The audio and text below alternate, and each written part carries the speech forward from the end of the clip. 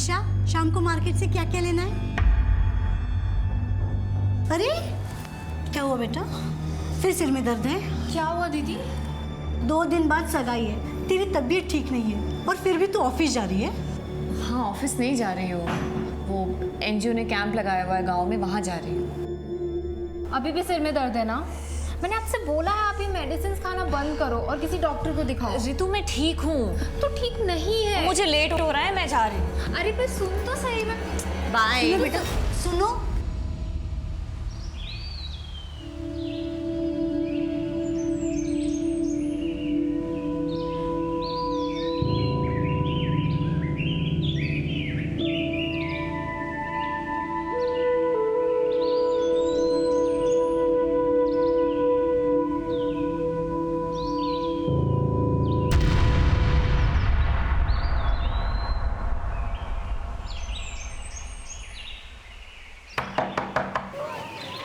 नमस्ते दीदी। कैसी हो सलमा? मैं ठीक हूँ दीदी। अच्छा, ये लो। दीदी इसके साथ कोई दवा भी होती तो दे देती। आजकल ना हमको बहुत चक्कर आ रहे हैं। सुना है कि तुम फिर से प्रेग्नेंट हो। अगर सही टाइम पे अपने पति को रोकती ना तो आज ये दिन नहीं आता सलमा। पहले से ही 3 बच्चियां हैं तुम्हारी और अब ये चौथा। अपनी सेहत पे ध्यान नहीं दोगी ना तो किसी दिन मर जाओगी। अब हम क्या करें दीदी, आप तो सब जानते ही हैं ना। और ये पहले भी। खैर आप हमारी फिक्र छोड़िए, हमें कुछ नहीं होगा, बस हमें कोई दवा दे दीजिए। ये लो, ध्यान रखना अपना।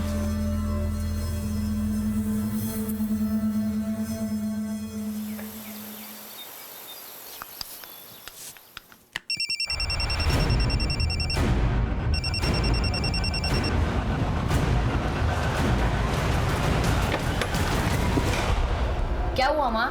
मुझे यहीं कहीं से मोबाइल की आवाज आई। माँ आपके कान बज रहे हैं। क्या आपने मोबाइल दिलाया जो बजेगा? जब तक हाई स्कूल पास नहीं कर लोगे ना, मोबाइल नहीं मिलेगा। चलो अभी ट्यूशन जाओ जल्दी से, ट्यूशन के लिए लेट हो रहा है। चलो चलो चलो। हाँ हाँ जा रहा हूँ।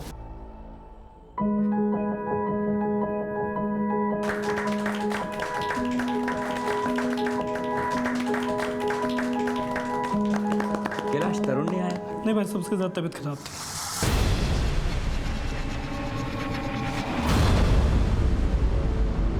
आइए सब लोग मुंह मीठा कर लीजिए।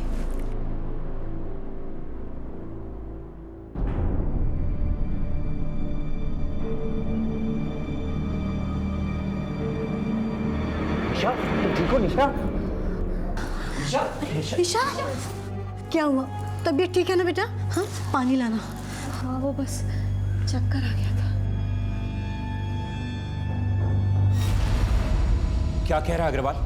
वही बोल रहा हूँ जो ये रिपोर्ट कह रही है। निशा 1 महीने की प्रेग्नेंट है।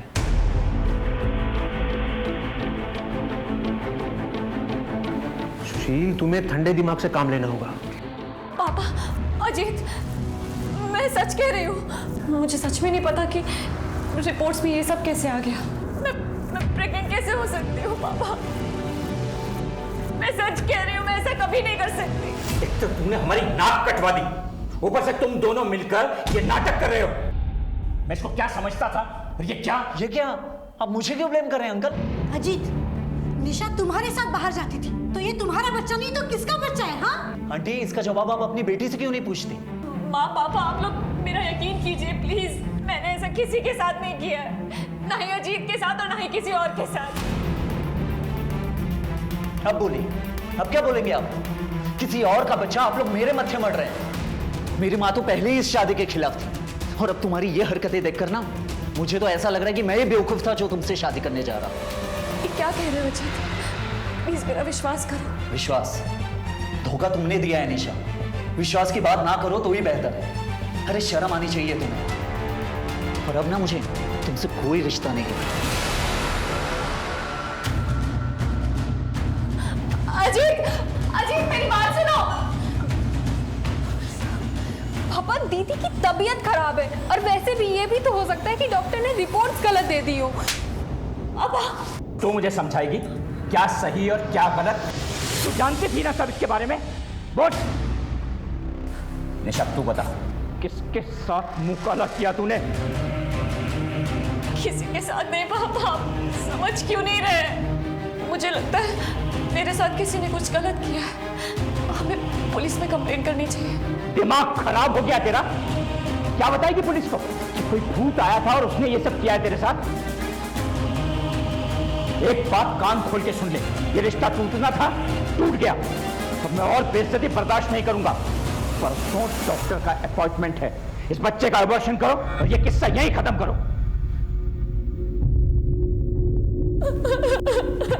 ऐसा कैसे हो सकता है कि एक औरत को पता तक ना चले कि वो मां बनने वाली, और ये तक ना मालूम हो कि वो उसके बच्चे का बाप कौन है? Is it possible?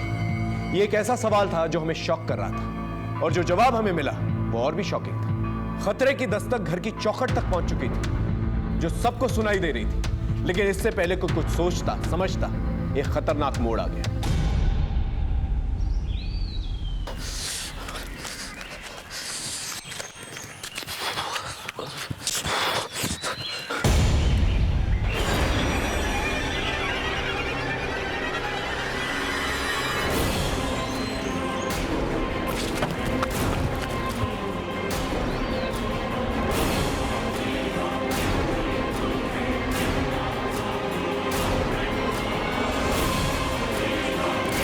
चलिए हटिए हटिए।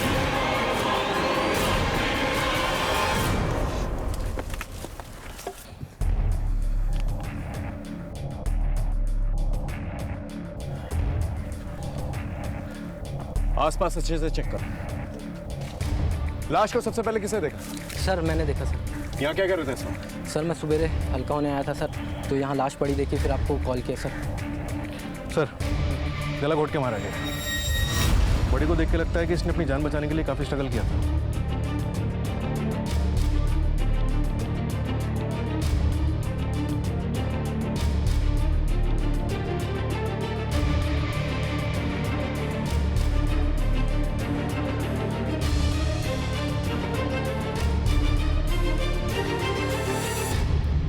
कोई पहचानता है इसे? पहचानते तो नहीं है, पर पास में ही गार्डन है सर यहाँ पे, तो वहाँ पे बहुत सारे लड़की लड़के आते रहते हैं सर, शायद वहीं की होगी सर। सर ये बैग मिला कुछ दूर पर, ये शायद इसी लड़की का, ये इसका एम्प्लॉय कार्ड है, किसी एनजीओ का है। Good care NGO, Nisha Sharma. इस एनजीओ के बारे में पता करो और इसकी फैमिली को बता दो, और यहीं आसपास जो पार्क है ना वहाँ पर पूछताछ करो, शायद इस लड़की को किसी ने देखा। सर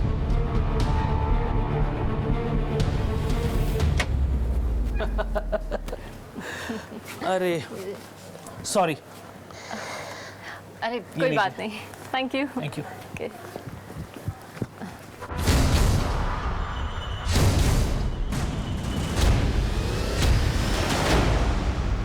सर कल शाम को निशा घर से ये कह के निकली थी कि वो पार्क जा रही है, तो रात तक लौटी नहीं, तो मैं उसे ढूंढने गया पर वो नहीं मिली सर, इसलिए मैं घर आ गया। मुझे लगा कि वो घर आ गई होगी, उसके साथ ये सब। पार्क में क्या करने गई थी? किसी से मिलने गई थी? सर निशा बस ये कहकर गई थी कि वो पार्क जा रही है, और उसने कुछ नहीं बताया। ऋतु तुम कुछ कह रही थी कि निशा की बात का किसी ने भरोसा नहीं किया, वो कौन सी बात थी? वो प्रेग्नेंट थी सर। तो सर उसकी शादी नहीं हुई थी अब तक, और उससे ये पता भी नहीं था कि उसके होने वाले बच्चे का बाप कौन है। मतलब? सर उसने ये भी कहा था कि उसने ऐसा कभी कुछ किया ही नहीं जिसकी वजह से वो प्रेग्नेंट हो सके। तो फिर वो प्रेग्नेंट कैसे हुई? सर यही तो वो भी समझ नहीं पा रही थी। उसका कहना था कि किसी ने कुछ खिला पिला कर उससे ये सब किया है, पर हम लोग उसकी बात पे भरोसा नहीं कर पाए। हम भरोसा कर भी लेते तो कोई और करता क्या सर? अजीत से उसकी शादी भी इसीलिए टूट गई। आप लोग को हमारे पास आना चाहिए था। हो सकता है कि निशा सच बोल रही थी और इस बच्चे की वजह से उसकी जान ली गई, ताकि उसके बच्चे के बाप का राज ही रह जाए। उसका कोई करीबी या कोई बॉयफ्रेंड जिस पर उसे शक हो, जो ऐसा कर सकता हो, या फिर वो किसी को बचाने के लिए झूठ बोल रही हो? दीदी की शादी होने वाली थी अजीत से, अगर उसे पता होता तो वो अबॉर्शन नहीं करा लेती चुपचाप, ना सबको पता चलने का वेट करती और ना ही अपना तमाशा बनाती। ठीक है, आप लोग जा सकते हैं।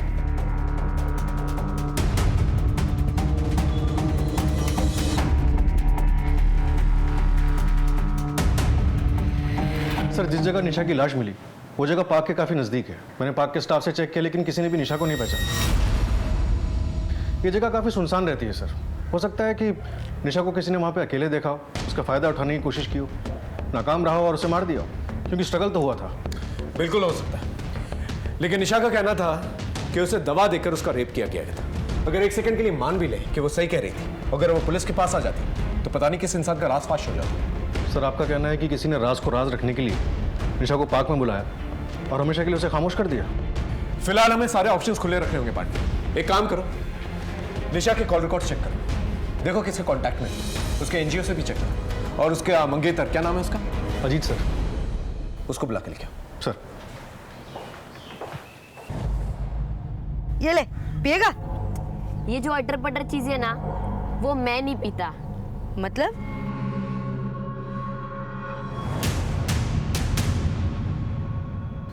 ये क्या है? ये बच्चों को बड़ा कर देती है। पिएगा? मैं नहीं पीता ये सब, तू पी। बड़ा बनने के लिए ना बड़े बड़े काम भी करने पड़ते हैं। सर, मैं ऐसा क्यों करूंगा? और निशा के साथ मेरा कोई फिजिकल रिलेशन नहीं था, और अगर सर ऐसा कुछ होता भी तो मैं अपने ही होने वाले बच्चे को क्यों नहीं एक्सेप्ट करता? हो सकता है तेरा मन भर गया उससे। सर, जब निशा ने खुद ये बात एक्सेप्ट किया है कि उसे खुद नहीं पता, मैंने ऐसा किसी के साथ नहीं किया है, ना ही अजीत के साथ और ना ही किसी और के साथ। तो आप मेरे मत्थे क्यों ये बात डाल रहे हैं? क्योंकि वो तुझ पे भरोसा करती थी, और इस भरोसे में तू उसे कुछ भी खिला के उसे एक्सप्लॉइट कर सकता था, और जब तुझे पता चला कि वो तेरा राज फाश कर देगी, तूने उसे हमेशा के लिए खामोश कर दिया। बकवास है ये सब। सर, मैं अपनी होने वाली बीवी के साथ सेक्सुअल असॉल्ट कैसे करूंगा? आखिरी बार कब मिला था निशा से? सब वो एंगेजमेंट के अगले दिन, जब मुझे निशा के प्रेगनेंसी के बारे में पता चला। ठीक है, अपने डीएनए टेस्ट के लिए आ जाना। अब जाओ।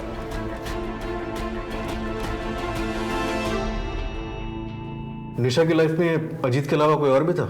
जी सर, अजीत से उसकी एंगेजमेंट होने से पहले उसका अफेयर नमित के साथ चल रहा था। नमित?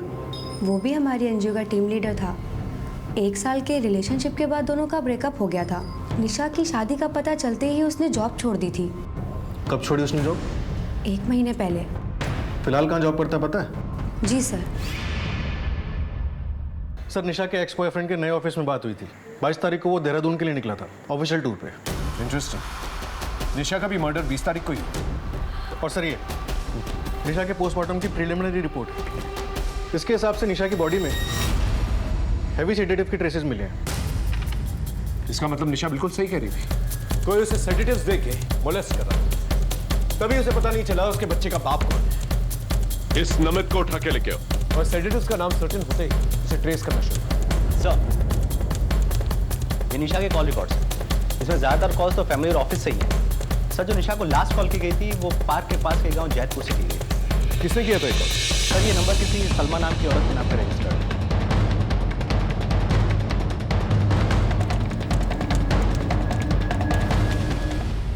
साहब, मैं 3 महीना पेट से हूँ। उस दिन मैं घर पर ही गिर गई थी। गिरने की वजह से मुझे चोट लग गई, इसलिए मेरी तबीयत भी बहुत ख़राब हो गई थी। इसलिए मैंने उन्हें फ़ोन किया था दवा पूछने के लिए। दवा पूछने के लिए फ़ोन किया था या यहाँ बुलाया था? नहीं साहब, दवा पूछने के लिए फ़ोन किया था। तो दीदी बोली वो यहीं पास में ही है, थोड़ी देर में खुद आ जाएंगी। लेकिन वो नहीं आई साहब, और कुछ देर बाद मेरी तबीयत भी ठीक हो गई, इसलिए मैंने गौर नहीं किया। निशा तुम्हारे एक फ़ोन कॉल पे इतनी रात को यहाँ आने के लिए तैयार हो गई, क्यों? ऐसा क्या खास था यहाँ? खास क्या होगा साहब, उस दिन यही दीदी की तबीयत खराब हो गई थी घर में, तो बस मैंने। दीदी क्या हुआ? आप ठीक तो है ना? बैठिए बैठिए, मैं पानी लेके आती हूँ। पानी। सलमा, मेरे बैग में एक दवाई है, निकाल दोगी? ठीक है, मैं निकालती हूँ।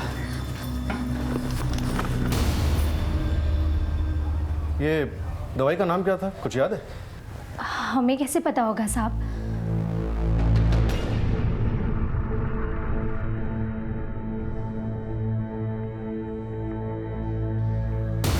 पर हाँ साहब, नीली गोली थी एक। हो सकता है सर, इस दवा के ट्रेसेस निशा की बॉडी से मिले हो। नहीं, निशा ऐसे सेडेटिव्स क्यों लेगी जो उसे बेहोश कर दी? और उसने दवाई यहाँ आकर खाई थी, और अगर वो सेडेटिव्स के बारे में जानती भी थी तो वो यहाँ खाकर यहाँ बेहोश होती। निशा के घर जाकर पता करना पड़ेगा।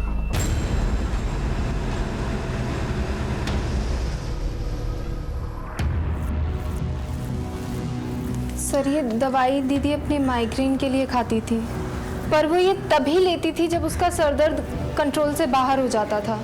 एसिड रम किसने रेकमेंड की थी ये दवाई? सर ये दवाई निशा बहुत टाइम से ले रही थी और हमारे एक फैमिली डॉक्टर ने इसे रेकमेंड की थी। उस डॉक्टर का एड्रेस चाहिए हमें। ये दवाई लैब में भेजो और देखो सेडेटिव के ट्रेसेस के साथ मैच करती है कि नहीं। जी सर। लेकिन सर हुआ क्या है, कुछ पता चला है क्या? सुशील जी, पोस्टमार्टम रिपोर्ट के हिसाब से निशा की बॉडी में काफ़ी हैवी बेहोशी की दवाई मिली। इसका मतलब वो सही कह रही थी, उसे कोई दवाई खिला के उसका रेप कर रहा था। मुझे लगता है मेरे साथ किसी ने कुछ गलत किया है। और शायद वो वाकई में नहीं जानती कि उसके बच्चे का बाप कौन है। हम चलते हैं। मेरी बच्ची सही कह रही थी, अगर हम उसकी बात पे ध्यान देते ना तो आज वो जिंदा होती। माँ,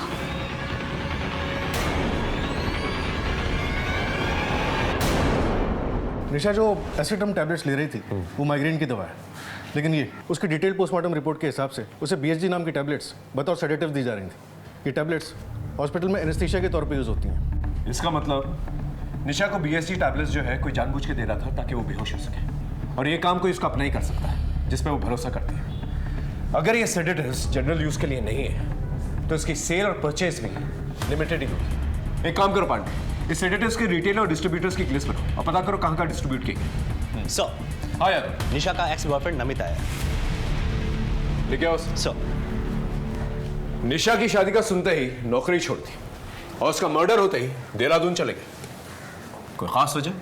कोई खास वजह नहीं थी सर, दूसरी कंपनी में प्रमोशन मिल रहा था, और रही देहरादून की बात तो वो तो पहले से ही प्री प्लान था। प्री प्लान था या प्री प्लान किया? सर आप मुझ पे गलत शक कर रहे हैं। हमारा ब्रेकअप जरूर हुआ था, लेकिन मेरे दिल में निशा के लिए ऐसा कुछ भी नहीं था। वो बहुत ही अच्छी लड़की थी। तो ब्रेकअप क्यों किया? सर वो नमित, समझ में नहीं आ रहा है क्या ना मतलब ना? एक तो तुम्हारे नखरे चलो, ये ना करो वो ना करो, जॉब ना करो, ऊपर से ये सब। तो क्यों झेल रही हो मेरे नखरे? अगर इतनी प्रॉब्लम है मुझसे तो खत्म करो ना सब। जब रिश्तों में मिलावट आ जाए ना तो ऐसे रिश्ते खत्म हो जाना ही बेहतर है। सर रिश्ता खत्म होने के बाद मुझे अपनी गलती का एहसास हुआ और मैंने निशा से माफी भी मांगी थी और निशा ने मुझे माफ भी कर दिया।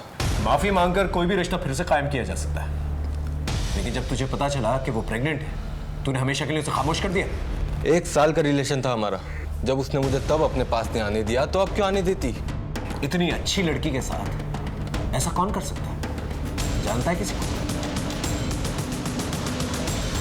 सर जहाँ निशा की लाश मिली थी उसी गांव में हमारा 2 महीने पहले NGO का कैंप लगा था।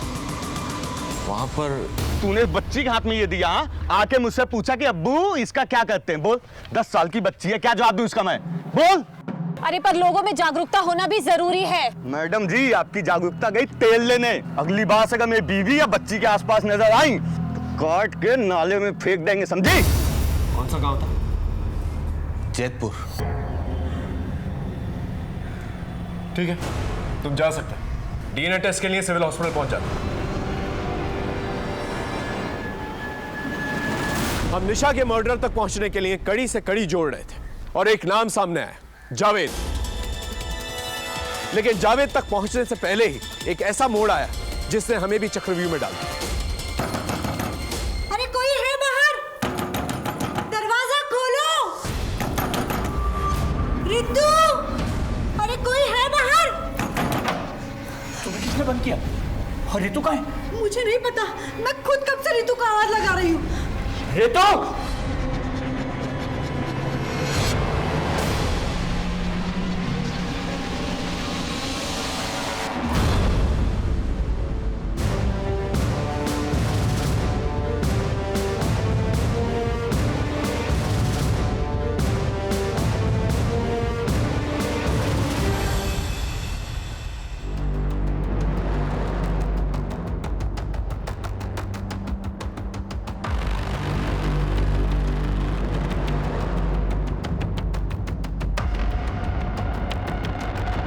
पांडे ये सुसाइड नहीं, मर्डर है। मार्क्स जो है ऊपर की तरफ नहीं बल्कि साइड में जा रहे हैं, यूं देखो, पैरेलल। इसका मतलब इसका गला घोंट के मारा गया है और फिर बाद में फांसी पे लटकाया गया ताकि सुसाइड की शक्ल दी जा सके। पांडे घर का हर एक कोना छान मारा और बॉडी को पोस्टमार्टम के लिए भेजना। सर चलो।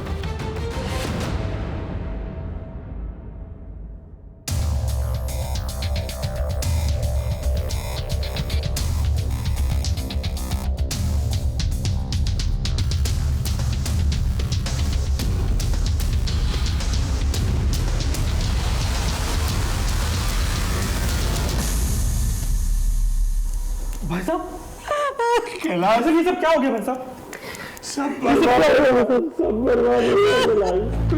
हमारा तो घर बर्बाद हो गया। लाश को सबसे पहले किसने देखा था? मैं जब बाहर से आया तो नीलम के कमरे का दरवाजा बंद था। मैंने दरवाजा खोला और हम दोनों ऋतु के कमरे में गए और हमने देखा कि पंखे से लटक रही थी। सर हाँ पंडित, ये फोन मिला, कम से कम 50,000 का होगा, गिफ्ट रैप था। ये फोन आप लोग ने दिया इसे? नहीं, ये तो ऋतु को गिफ्ट मिला था। उसकी सहेली ने उसे गिफ्ट किया था। सहेली का नाम जानती हैं? नहीं। ठीक है।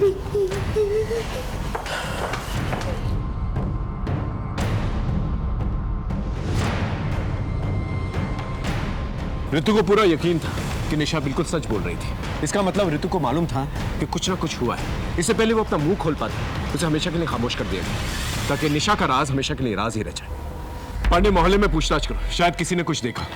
और ये भी पता करो ऋतु की ऐसी कौन सी रईस सहेली है जो उसे इतना महंगा गिफ्ट देती।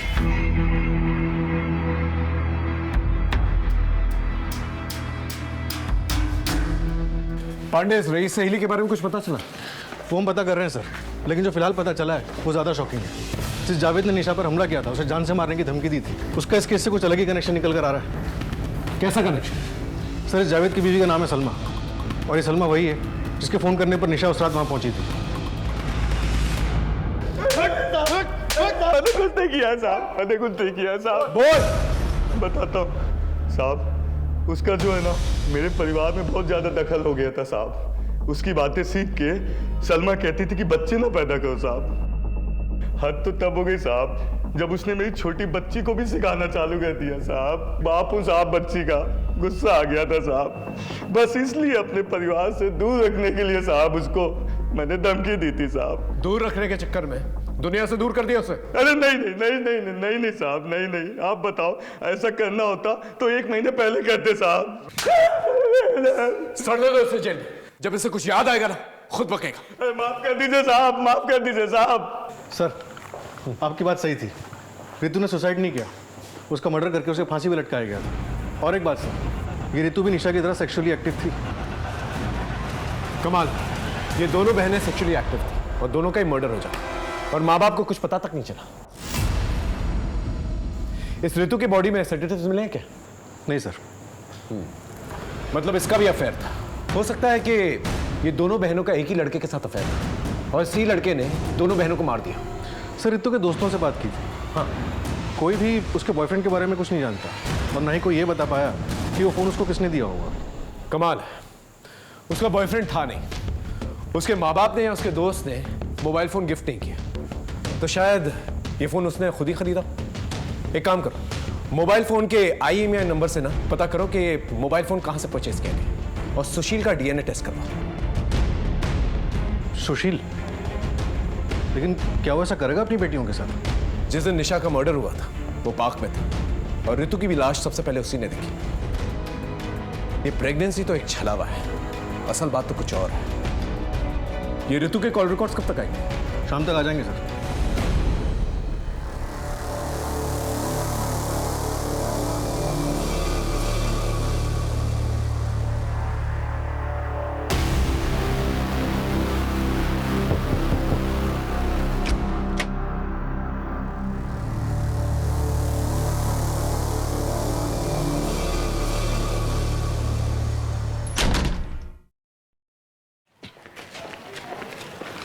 सर, हाँ, निशा की तरह ऋतु के कॉल रिकॉर्ड से भी कुछ नहीं मिला। ज़्यादातर नंबर फैमिली या फ्रेंड्स के ही है। लेकिन एक बात अनयूजुअल है सर, मोबाइल के ज़माने में भी ऋतु को पीसीओ से बहुत फ़ोन आते थे, वो भी अलग अलग लोकेशन के पीसीओ से। ये जो भी पीसीओ से ऋतु को फोन आता था उन सबको क्रॉस चेक करो, देखो शायद किसी को कुछ याद हो कि ऋतु को कौन फोन किया करता था। एक बात और सर, हाँ, इस केस से जुड़े हुए हमने सभी लोगों के सेलफोन लोकेशन चेक किए। उनमें से एक बंदा ऐसा है जिसका सेलफोन लोकेशन निशा के मर्डर वाले दिन पार्क में ही था, पर उसने हमें बताया नहीं। बोल बोल अबे बोल। मैं बताता हूँ सर। बोल। सर उस दिन निशा ने मुझे पार्क में बुलाया था, उसे कुछ इंपॉर्टेंट बात करनी थी। तेरे होने वाले बच्चे के बारे में ना, जिसे छुटकारा पाने के लिए तूने उसका मर्डर कर दिया। हाँ नहीं सर, ऐसी कोई बात नहीं है सर, और ना ही वो मेरा बच्चा था। तो फिर पार्क में क्यों बुलाया था उसने तुझे? मेरी बात हमसे क्यों छुपाई तूने? मैं तुम्हें पागल दिखता हूँ? सच बात तो ये है कि ये बच्चा ना तुम्हारी अय्याशियों का नतीजा है। अजीत, अच्छा हुआ जो शादी से पहले ही मुझे तुम्हारा ये चेहरा भी दिख गया। तुम्हें मेरी बात पे भरोसा नहीं है ना कि मैं सच कह रही हूँ? ठीक है, मैं इस रिश्ते को आज इसी वक्त खत्म करती हूँ। हाँ ठीक है, जाओ जाओ, मुझे भी कोई रिश्ता नहीं रखना तुम्हारे साथ। सर उस दिन हमारा झगड़ा हो गया था, और अगले ही दिन जब मुझे पता चला निशा का मर्डर उसी पार्क के करीब हुआ है, तो मैं घबरा गया था। इसलिए घबराना तो वाजिब है तेरा, दो मर्डर जो शहर छोड़ के कहीं नहीं जाएगा तू, समझा? जा जा। हो ना हो, ये सारा खेल घर के किसी आदमी का, सुशील के घर पे नजर। और उस सेडेटिव्स का क्या हुआ? सर बीएसजी का फॉर्मूला जिस जिस कंपनी से पेटेंट है उन सभी कंपनी से डिस्ट्रीब्यूटर्स की लिस्ट मंगवा ली है। सर एक लीड मिली है, निशा के घर में उसका एक कजिन भाई रहता था, उसके एक दोस्त का पता किया है। ओके।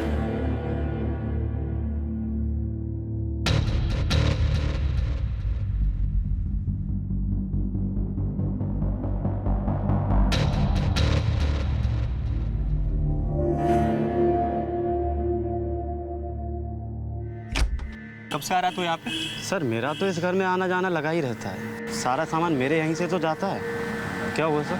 चल आजा, कुछ बातें करेंगे। सर 1 महीने पहले तक निशा का कजिन तरुण उनके साथ ही रहता था, मेरा दोस्त बन गया था, मगर 1 महीने पहले निशा ने उसको घर से निकाल दिया था। ये ले अपना बैग पकड़ और निकल यहाँ से। दीदी प्लीज प्लीज दीदी। ये क्या कर रहा है? दीदी आई रियली सॉरी दीदी, प्लीज प्लीज। छोड़ मुझे। दीदी प्लीज। तू तो शुक्र मना कि सिर्फ चाचा जी को पता है और किसी को नहीं। और हाँ, जिसको जो बताना होगा मैं खुद बताऊंगी, समझ रहा है तू?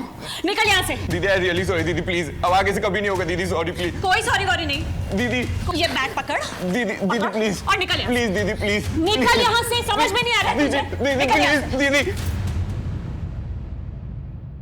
तो तू क्या कहना चाहता? तरुण ने किया है सब? मैं क्या बोलूं? सच बता वरना हलक से ना जुबान निकाल दूंगा। बोल। सर वो तरुण सर वो पोर्न वीडियो का बहुत शौकीन था, एडिक्ट था एकदम। मेरी ही दुकान से रिचार्ज करवाता और 4 दिन में ही पूरा इंटरनेट पैक खत्म कर देता था पोर्न वीडियो देखकर, मगर उसकी कोई गर्लफ्रेंड नहीं थी। तो क्या? बोल। हो सकता है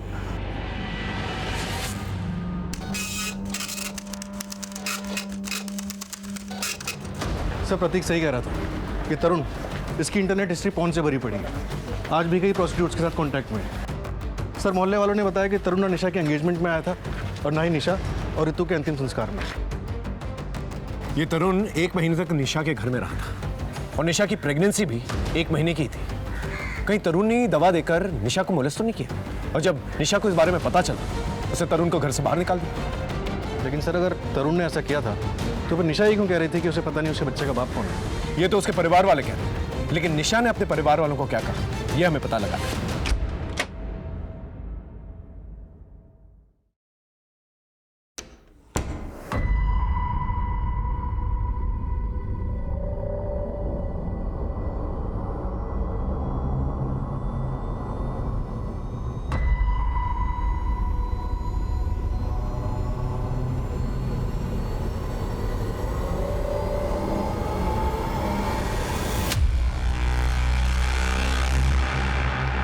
झूठ बोलता है, पूरी इंटरनेट की हिस्ट्री तेरी पॉर्न से भरी हुई है, प्रोस्टिट्यूट के साथ रेगुलर कांटेक्ट में रहता है और तू कह रहा है कि तूने कुछ नहीं किया।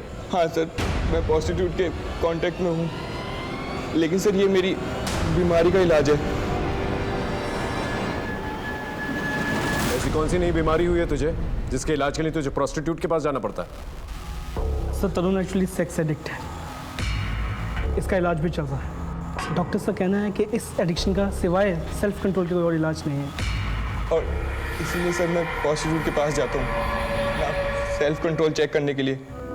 अपने इस एडिक्शन में किस पे हाथ डाला था, ऋतु पे या निशा पे, जिसकी वजह से निशा ने तुझे घर से बाहर निकाल दिया? नहीं सर, इसकी वजह कुछ और ही थी।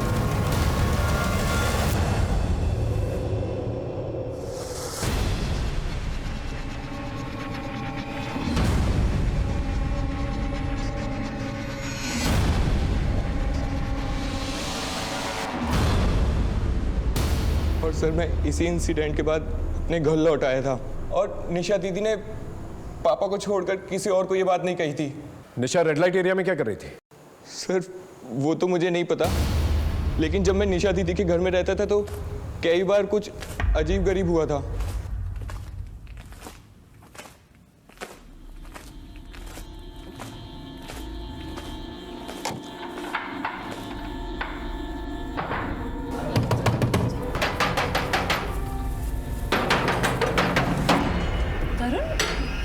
ये दरवाजा किसने बंद किया था?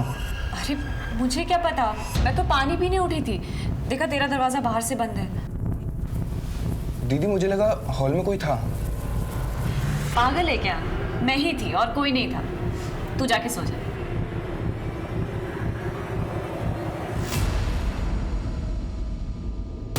सर आई एम श्योर वहाँ कोई तो होता था। ये एक बार नहीं कई बार हुआ था। जब भी मेरा दरवाजा रात में बाहर से बंद होता था तो बाहर कोई ना कोई होता था और मेरे रूम का दरवाजा निशा दी या ऋतु में से कोई एक खोलती थी। ठीक है, तुम्हारा डीएनए टेस्ट करना होगा।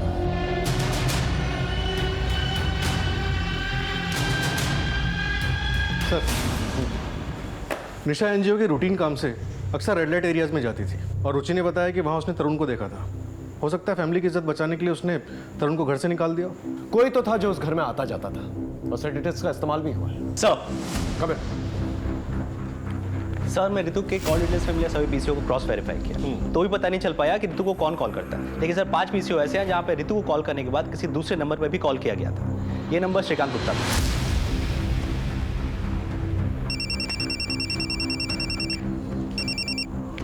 हेलो, ओके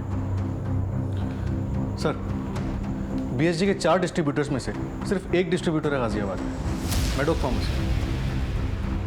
तुम फार्मेसी जाओ। सर। पांडे, इस श्रीकांत गुप्ता के घर जाके देखो। सर। सर ये नंबर तो हमारा नहीं है। आपके आईडी पर रजिस्टर्ड है ये नंबर? मेरे आईडी पे? आप दोनों के अलावा कौन कौन रहता है घर में? सर घर में मैं, मेरी पत्नी और मेरा बेटा, बस।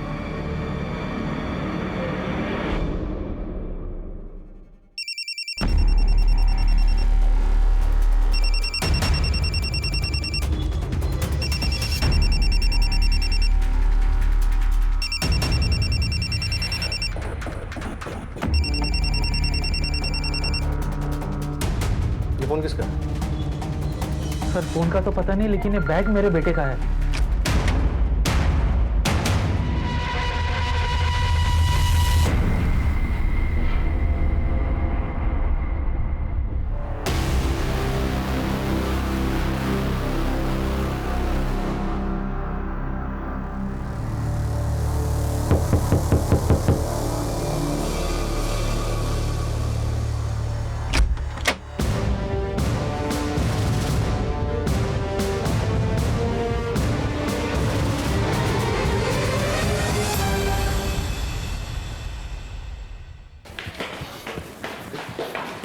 आप बता सकते हैं इस बीएसजी दवा का डिस्ट्रीब्यूशन आपकी कंपनी में किसके जिम्मे है?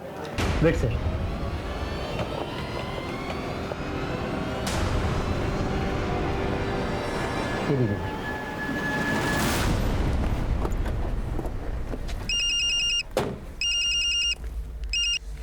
सर उस आदमी की लोकेशन ट्रेस हो गई है जिसके पास मेडॉक कंपनी के बीएसजी मेडिसिन के डिस्ट्रीब्यूशन का जिम्मा था। ये आदमी हाथ से नहीं निकलना चाहिए दीपक।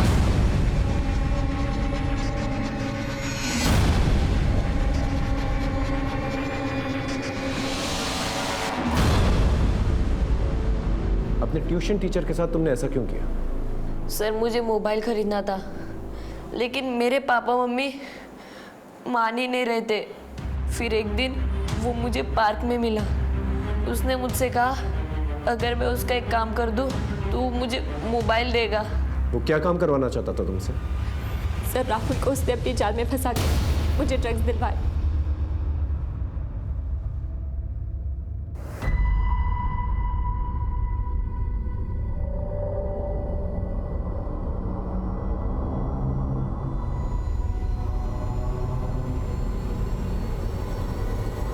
उसने मुझसे कहा जैसे ही अदिति मैम दवा पी ले मुझे फ़ोन कर देना। मैंने वैसे ही किया। वो मुझे ड्रग्स देकर मुझ पे रेप करता रहा और उसने वीडियोस बना ली और फिर मुझे ब्लैकमेल करता रहा। क्या नाम है उसका?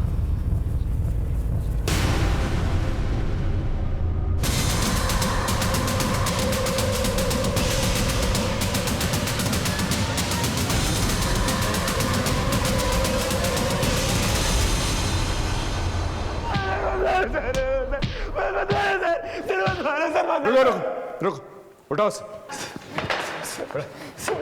बोल। रितु के घर के बाहर एक मेडिकल स्टोर था, वहाँ आते जाते हमारा अफेयर शुरू हो गया था।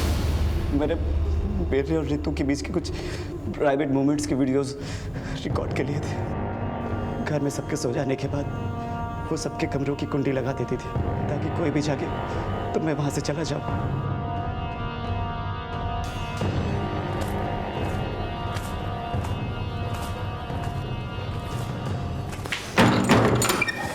अरे रितु, तू यहाँ क्या कर रही थी रात को?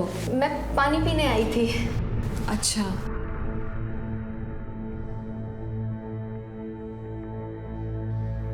सर निशा की खूबसूरती के आगे रितु कुछ भी नहीं थी।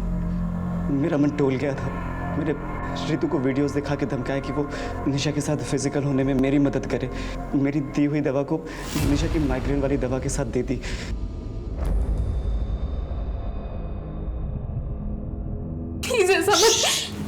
चुप कर। वो नहीं तेरा वीडियो ना अभी तेरे बाप को भेज दूंगा। भेजू? हाँ तो चुप रहे।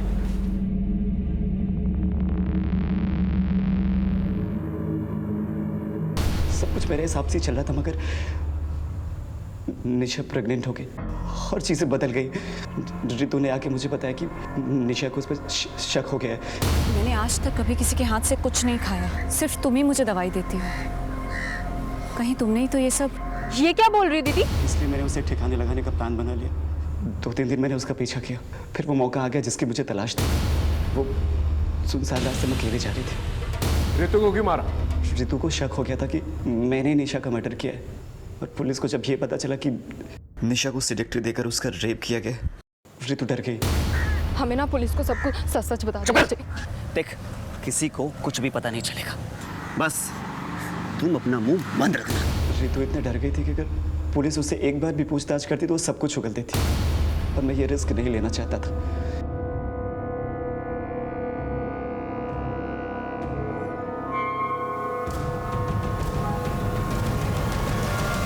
निशा को फंसाने के लिए रितु को मोबाइल गिफ्ट दिया। उस तरह से अदिति को फंसाने के लिए तूने एक 13 साल के बच्चे का इस्तेमाल किया। शर्म नहीं आई तुझे? डर नहीं लगा? मैं अपनी लत से मजबूर था। खुद को बचाने के लिए मैंने अदिति को धमकाया कि अगर उसने किसी को कुछ भी बताया तो उसका भी हाल वही करूंगा जो निशा का किया था। रितु की लाश देखने के बाद अदिति ने सरेंडर कर दिया था। अब सारी उम्र जेल में सड़ते रहे।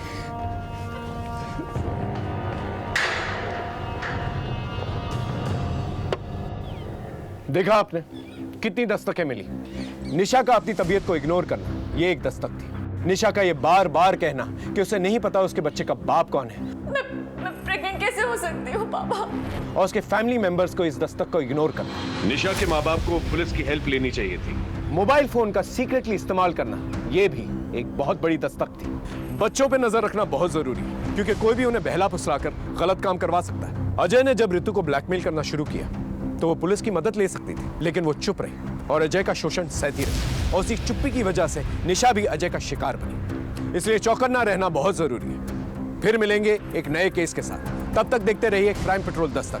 मकसद बताना नहीं, बचाना है। और हाँ, एक और बात, मंगलवार 27 नवंबर से क्राइम पेट्रोल दस्तक एक नए समय पर दिखाया जाएगा, रात को 10:30 बजे।